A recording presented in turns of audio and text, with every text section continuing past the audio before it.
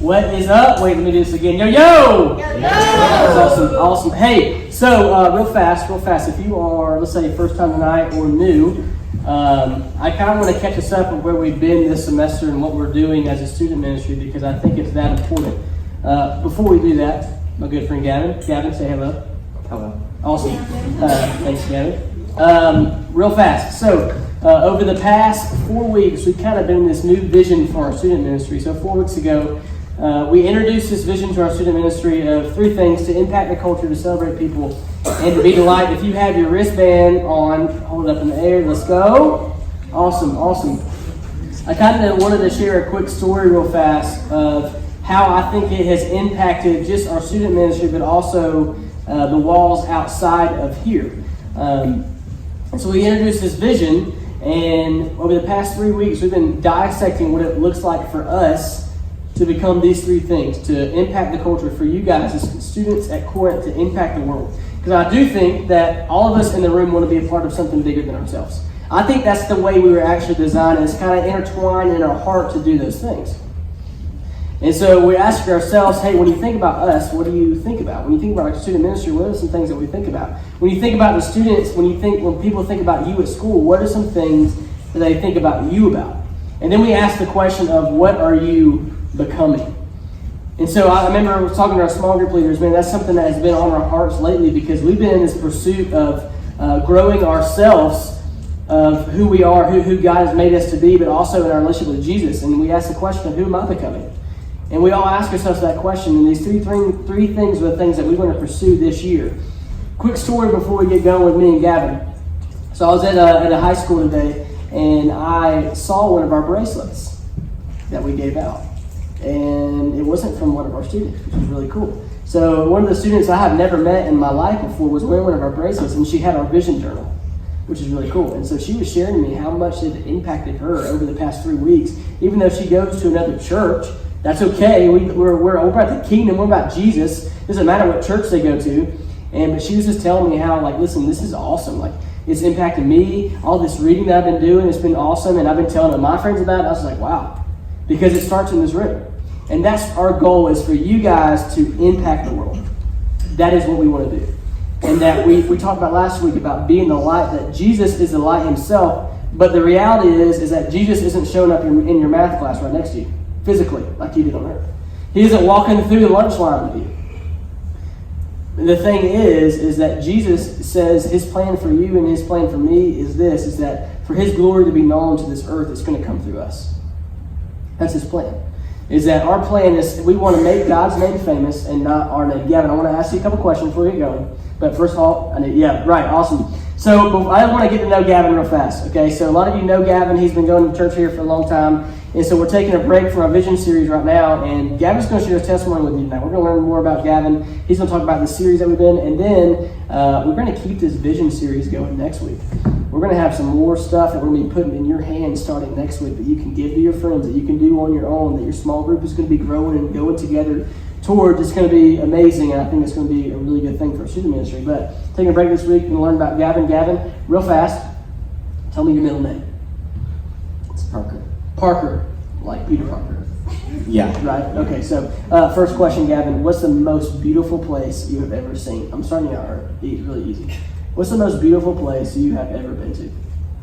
I think I'd have to say Williamsburg. Okay, so where's that? It's in Virginia. Virginia, awesome. Yeah. What was so beautiful about that place that you I will always remember this? It was just neat getting to see the different, Williamsburg and Jamestown and cool. The historical places, and getting to see the beaches and things there. Cool. What's your biggest pet peeve? Okay, I hate it. He's already going in tonight. I saw that question and immediately knew what it was. I hate it when you're driving down the road. Okay. And hey, hold on. Pause it. Any people get road rage? Yeah. Okay. Everybody go into this. Okay. When you're driving and there's a car that turns in front of you and they stop. Okay. They turn out in front of you and slow down. Any horn beepers in the house? Any horn beepers, right? You're going to use your horn. You know what? The students who went to Haiti with us 2 years ago, you realized the thing of horn beeping. They beat their horns about anything. They were happy to beat, they do that. So why not do it here? You know what I mean? Maybe in the opposite way. So people pulling out in front of you.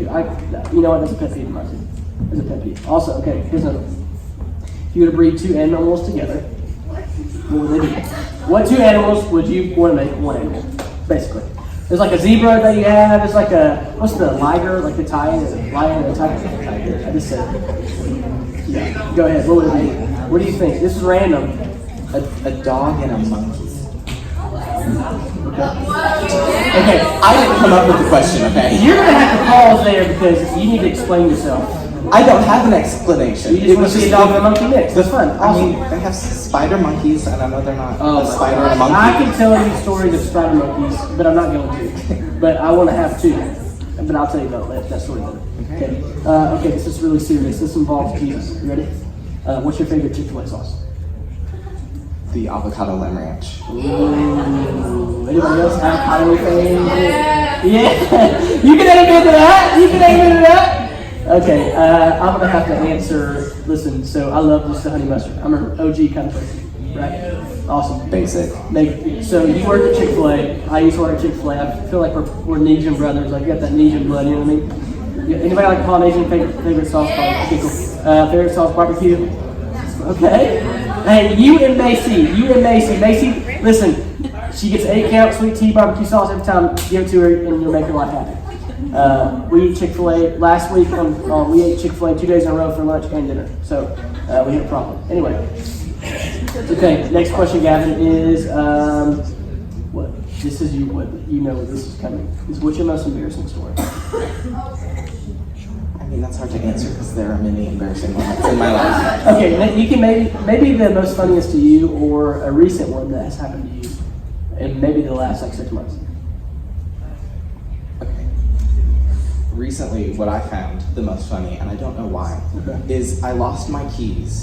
And instead you know what? I'm in that boat with you, man. I don't know my words right now. But instead of going up to somebody and saying, "Hey, have you seen my keys?" I said, "Where are my vroom movers?" Okay, so didn't even call it a car. What did they say back to you? They're like, what? Are you okay? Are you 4? Are you drunk? Yeah. Like, okay. That was like, are you? Yeah, something wrong with you? Did you end up finding your keys? Yeah. They were where I left them. That's okay. I'm trying to think of another one.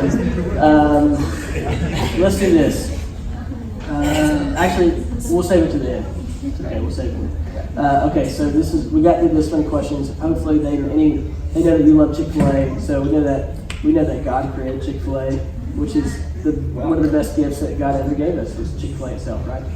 We'll go with that. Yeah, we'll go with that. So, all right, so let's kind of dive in with all this stuff. We're going to do that stuff, but kind of I want you to just talk about yourself real fast, introduce yourself, what you do for school. We already said your name, what grade you're in, kind of everything that family-wise, all yours.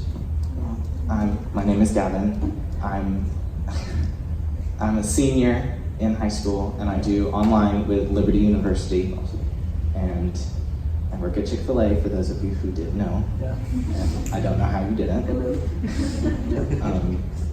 I play guitar and I sing and... Hey, anybody like hearing Gavin sing? Let's go. By the way, we got killing it on Sunday morning. Oh my gosh. I was just laughing. Yeah, y'all know how you were focusing because I was right in front of you just smiling at you. I saw you I was just so and I happy. didn't pay attention. Yeah, I was like, man, this guy is awesome. I love him. Okay, tell me about brothers and sisters, mom and dad, everything like that. I have one brother. He's almost 11. Okay. He'll be here next year. Yeah. Can't wait for that. Celebrate people. It's hard. I have 2 parents. Yeah. I don't know. My mom's the children's director here. Yeah. My dad works at Starbucks and teaches English to Chinese students. Why'd you point that? Because she like you. Chinese. Yeah. Sign up for a class, Callie. You need to speak English better. All right. We're gonna jump on. I asked Gavin to share a story with us today because I know Gavin's story for a couple of years now, and honestly, Gavin has impacted me in a huge way by just his testimony. So we're gonna go through it. We're gonna talk about it. We're gonna break it down. Hopefully tonight you're gonna walk out of the building just realizing that God has a story for all of us, and there's a reason for his story for us. And we're actually a part of his story, and that he's using us to bring other people to him, and Gavin has done that with his life. So, Gavin, tell me about this. So, life before Jesus, talk about that. I grew up in church, like I think most people in here have, and so like I always knew about God and that he loved me and wanted me to ask him to come into my life. And even though I knew that, and I knew that I needed to like try to do things that were for him, I still only ever did things to please myself. Like I would like help somebody carry in their groceries to the church building because it made me feel good, not because it was helpful to them. And I also like never really wanted to learn scripture, if that makes sense. Like I wasn't ever interested in like reading it, and so I was in Awana, and the whole purpose of that is to memorize verses to get prizes. So I memorized verses to get the prizes. And do you remember those prizes? No. No. That's how unimportant it was. Okay. I know like candy was involved, or candy, or money, I don't know. fake money, so you could then go buy used toys from the Awana shop. Treasure chest. Anybody remember that treasure chest? Yeah. Yeah, cool. So yeah, keep going. Sorry. And then that's just did things for self. Right. Never remembered any verses that I'd memorized. Yeah. You don't see remember any today. No. John 3:16. Yeah. That's about it. Yeah. That and Jesus wept. Okay, that was one of the shortest verses. If you don't know, everybody knows it now. Okay, so going from that, so life before Jesus. When you decided to follow him, okay, what happened? What did you encounter? What are the things that you were thinking? Talk to me about that. So like, dates are all not the clearest because I've tried to block a lot from my mind, just bad things that's happened in my life. And I think when I was like 6 or 7, I had gone to my cousin's house and they told me that I you need Jesus. And like, it was like, yeah, it was like, you need Jesus. And I was like, well, I mean, I don't really think I'm ready for that. Just and like then, practice. Yeah. Yeah, okay. Yeah, and so like, they prayed, and then we went to bed, and it wasn't mentioned after that. That next year, I had gone to a camp thing, I don't know what you would call it, at his church. This was like summer going into my 3rd grade year, I think.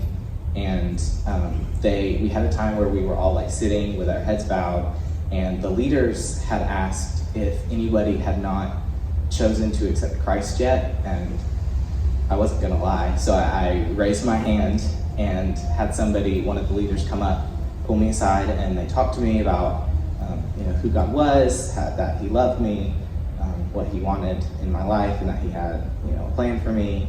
And this was about the time that I found out that my dad was sick, and knowing that it died. Yeah, grab that one out of there. Yeah. Right in the serious moment. It always happens. Yeah. Just go with it. Yep. It's not your first rodeo.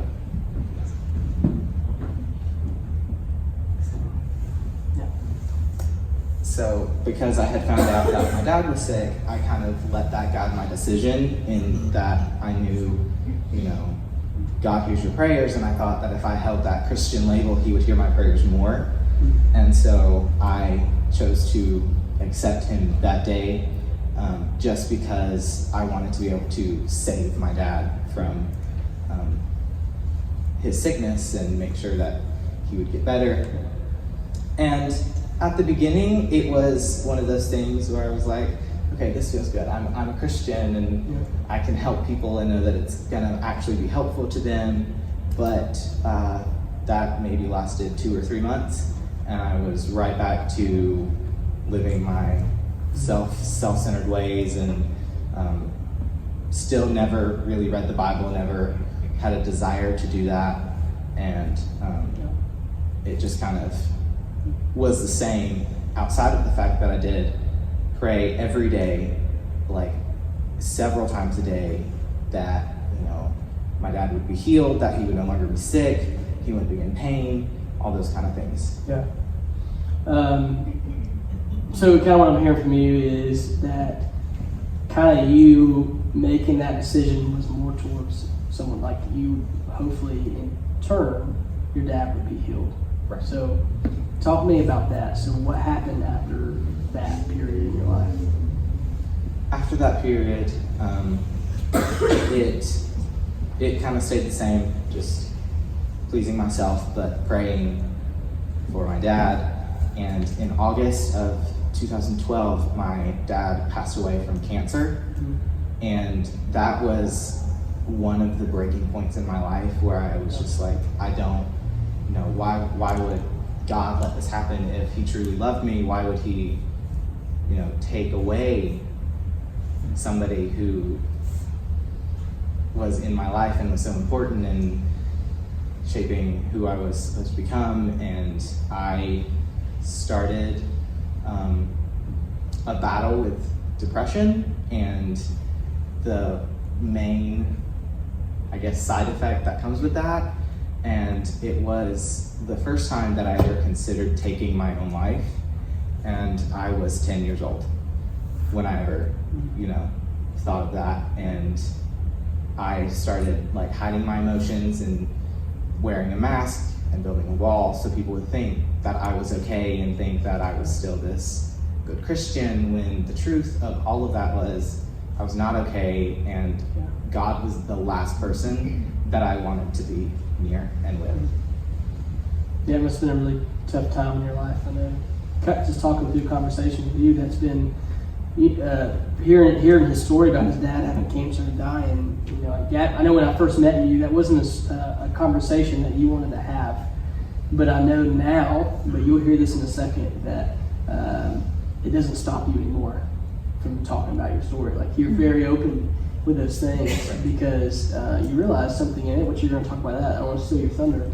But yeah, that was a tough part in your life. I know this was a rough season. So how old were you when that happened? What was your age when this big momental thing happened? When my dad passed, I was 10. 10 years old. 10 No, years 2012, right? Okay, awesome. So I want to kind of ask a follow-up question from that. So going from the time when you thought you had surrendered your life to Jesus, do you think that was real? Absolutely not. It was not real, because I turned to God when I felt like I needed him. And then if my life was going, well, and everything was in my favor, it was just like, oh yeah, he's just a person that I guess I know. Yeah. And when everything was going bad, instead of praying and asking him to guide me, I just blamed him for everything. And in my mind, I thought God was supposed to answer everything that I asked for the way that I wanted it and when I wanted it. And I now know that's not true. That's not what God is there for. He's not your Genie in a bottle. Yeah, genie in a bottle. He's not there to grant your every wish. He's there to give you what you need. I know I hear a lot of stories like that because I call myself a BBS era child where, they have you did, they got everybody's who wants to get baptized today? And they threaten you with going to hell, and no kid wants that. Yeah, you don't want that. I don't want that. You don't want that. And you also want the candy, so I understand. Okay? But I hear so many stories like that from students, from adults that, they get later in their life and they're like, I don't have a relationship with Jesus because it wasn't real for me the first time, and I really didn't understand what it meant at that time. It's just something that I did because everybody else was doing it. And this is kind of where your story led. And talk to me since that point, because obviously we know you're sitting on stage and knowing you love Jesus, right? But from that time, you realized something. So tell me about that realization. I just kind of lived many years just kind of feeling that way, and I just one day just started just thinking, like, is that true, what I have? Is like, am I really a believer? Do I really believe these things? Do I really, do I know what it means to be a follower of Christ, to be a Christian? All those things, and it just kind of hit me that none of what I had been saying I believed was truly what I believed and had been believing. And it's like, I knew I wanted that, and I wanted to have Christ in my life, and so I knew like something needed to change. I knew I needed to let go of some things in my past, like my father's passing. I needed to let that go and stop holding a grudge to say, my heavenly Father took away my earthly father, so why should I be with my heavenly Father? And so following a D-Now event in 2018, so 2 years ago, it was a Wednesday night service, and I somehow got enough courage to walk up to Caleb and tell him that my faith wasn't real, but I wanted to make it real. And so that night after the service, we talked and prayed, and I chose to officially follow Jesus that night. And no one knows this, but I was so happy that I went home and just danced around my room to no music. That's what Jesus said. Let's go. And then I fell and hurt my shoulder. You know what? That's your story. Don't be afraid of your story. That's awesome.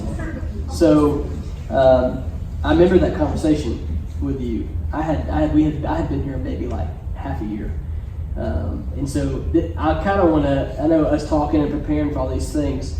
That's a big part of your story, because that's when you actually repented and believed in the gospel. And the Bible is very clear that we don't just wake up one day and we're a Jesus follower. Right. There has to be a time when I repent of my sins, because I know that it takes me away from God, and I believe in what Christ has done for me, that He has came to this earth. God, fully human, fully God, came to this earth and died a death that we deserved, rose from the dead, defeating death, defeating sin. And He says, for you to know me, for you to be restored back to me, which is the design that He has for your life and for my life, then I need to do that. That's really the thing I have to do. And I know a lot of people talking with students is like, man, I really don't know if I've done that. I don't know if I've really, really, really done it. I don't know if I really repented and believed. I don't remember if I did at all. And what I want to just press from your story to us in the room today is that courage that you had. Because even going to your parents, I remember you're nervous, that you're like, didn't want to talk to them about it, right? Because it was something that you thought you were living this big lie, but on the inside, you danced around and you broke your shoulder. It deserves celebration, but maybe there are people in the room today, Gavin, that was like you. Maybe they're sitting here in the room and their heart's beating really fast right now, and they really don't know if they're a follower of Jesus, because they don't remember if they repented in the gospel. They don't know these things. They don't remember when and where and how that happened. And I truly believe that there has to be a heart change to do that. It's not something I just wake up in the morning or one day and I can't point that out. And so your courage inspires me, because it makes me rethink a lot of things. It makes me even think about my faith too. So I think that comes a lot, and I'm proud of you for doing that. That was probably one of the best nights of my early time here at Corinth, is leading you to know Jesus, and you having so much courage to do that. So, okay, so going from that time, you doing that was your end of your sophomore year, right? 2 years ago, right? Yes. Okay, so yeah, your sophomore year. It's okay. So what's your life been like since that? Since you decided to follow Jesus, since you surrendered your life to Him, it's now His, and He's working through you, the Holy Spirit, you're restored back to God. What's your life been like since then? The biggest thing that's changed is I am not as self-centered anymore. I mean, I think we all are going to struggle with that somewhat, but I try my hardest to do things for other people instead of thinking about myself first. And that's been great, and I've enjoyed doing that, being able to help other people with whatever they need, whether it's tying a shoe or carrying a dog to a car. Have you done that? No. Okay. I'm just saying if you have, that's amazing. Yeah. It's coming though. We're praying for that. Right? Yes. Fingers crossed I get to carry a dog. Hopefully it's a dog and a monkey. But yeah, so tell me about some other things. It's awesome. You talk about leaving the self-centered life, right? I've gotten more involved in the worship ministry, Yes. both here and on Sunday mornings. I pray not in bad times to necessarily fix that, but I always pray like in the bad times that God would just guide it in whatever way He's going to guide it, and that if somebody's sick, that they're not going to be sick for much longer, or if somebody's in pain, they won't be in pain for much longer. And I just view it now as whatever happens, it's a part of their story, and it's a part of everyone's story. Yeah, that's awesome. So what's just if you don't mind me asking, what are some maybe one or two things that have been a struggling point for you in your life? One of the biggest ones, and the main one that I have dealt with and still sometimes deal with, it's like feeling lonely, like alone. Like I could be surrounded by all of my friends, and I could still feel like no one is there for me, and no one like understands what I've been through, which I mean that's sometimes the case, but it's still like just I have people to talk to, I have a family that I can talk to, but sometimes I feel like there's no one in my life that I can talk to or like hang out with, and so that's really the biggest thing that I've struggled with. So how have you combated that? I one time was feeling like just very down and very low, that I just Googled the verses about loneliness. And Google's a really good thing. it's great. Yeah, It saves your life. it does. And one of the first verses that popped up was Joshua 1:9, which says, "Be strong and courageous. Do not be afraid. Do not be frightened or dismayed, for the Lord your God is with you wherever you go." And this verse I really liked because it's commanding you to not be afraid. Don't be upset. It gave me peace knowing that I didn't have to be afraid and I didn't have to be upset. And I really enjoyed knowing that God was with me wherever I went, and He'll always be with me wherever I go. And the second verse that really stood out to me was Isaiah 41:10, which says, "So do not fear, for I am with you. Do not be dismayed, for I am your God. I will strengthen you and help you. I will uphold you in my righteous right hand."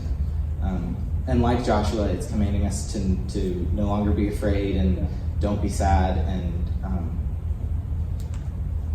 I like this one because I interpret it as it's a command directly from God that He will always be with us, and that He is powerful and will always lift us up if we're down. Yeah, that's good. So I know that we can read Scripture a lot, and then we can read it, and then there's a difference between reading it and applying it. Right? We don't want to fill our head with all this knowledge. But how did you apply those verses? So if you're using those verses to fight off that loneliness, and you're reading those things, how did you apply it to your life? I focused on keywords. So like if I was feeling upset, I focused on dismayed. Or if I was, feeling like weak, like I couldn't do something, I focused on strong. And I always focused on God is with you. Just because it made me realize that I could have nobody. I could be the only human on this planet, and God was always going to be with me. So I never had to feel lonely. So good. So how has your relationship with Jesus grown since that time, from doing these things? I've just really focused on praying and praying for the right reasons. And I've also really focused on remembering that everything has a purpose. Everything is done for a reason. And I mean, that's hard for me to do just because I want to be in control of everything. And when I'm not, I always have to catch myself and remember that God is in control of everything. and I don't have to worry about being in control of everything. What Enneagram type are you? 3, the achiever. Yeah. So that's part of your personality is that you want to be in control. So giving that up to God may be a harder part for you, but you need to do that. So, man, Gavin, your story is powerful. I mean, I'm never going to forget kind of the things, the stuff that you've been through. I mean, a lot of people in the room haven't even come close to some of the things. Which we all have our different things in our life, but like these things that you've seen and have gone through are really tough. And to see how you have come from that, and that you are growing deeper with Jesus, even through heartbreak, even through trials and those things, is man, it's a miracle. And it's a testimony, I think, to all of us in the room of how close Gavin clung to Jesus during that time. So going from serious to not as serious, as a senior, what's some advice that you would give some of the other students in the room that maybe have had those same feelings of depression or anxiety or loneliness? Like what would you tell the people in the room, some advice from that? One thing that I wish I had done is I wish I had been more open about it. I wish I had told other people, I wish I had told my family, because they can help you get through it and you don't have to do it alone. And I did it alone because I didn't feel like anybody would understand me or anybody would know what to do, and I was always afraid that they would treat me differently, like I wasn't the same person. So I would really say just be open about it, and also pray about it. Ask God to guide you through whatever it is that you may be going through. That's awesome. That's great advice. I love that.